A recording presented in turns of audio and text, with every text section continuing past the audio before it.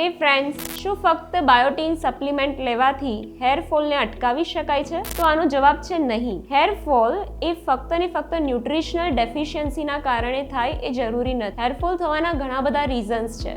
જ્યારે આપણું બોડી કોઈપણ પ્રકારના સ્ટ્રેસમાંથી પસાર થાય, પછી એ મેન્ટલ સ્ટ્રેસ હોય કે ફિઝિયોલોજિકલ સ્ટ્રેસ, એટલે કે બોડીનું કોઈપણ અંગ, લીવર, પેન્ક્રિયાસ, કિડની કે ફેફસા, એ કોઈપણ પ્રકારના લોંગ ટાઈમ ઇન્ફ્લામેશન કે પછી ફિઝિયોલોજિકલ સ્ટ્રેસમાંથી પસાર થતું હોય અને બોડીમાં હોર્મોનલ ઇમ્બેલેન્સ થતા હોય, જેનાથી કોર્ટિઝોલ હોર્મોનનું લેવલ વધી જાય, તો એના કારણે હેરફોલ થતું જોવા મળે છે.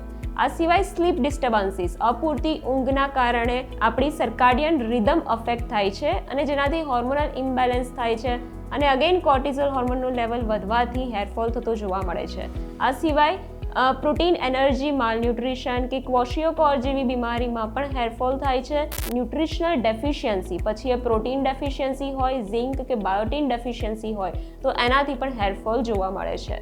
આના સિવાય જેમણે શોર્ટ ટાઈમમાં ઘણો વધારે વેઇટ લોસ કર્યો હોય, સડન વેઇટ લોસ હોય કે પછી બેરિયાટ્રિક સર્જરી પછી પણ હેરફોલ જોવા મળે છે. Thank you.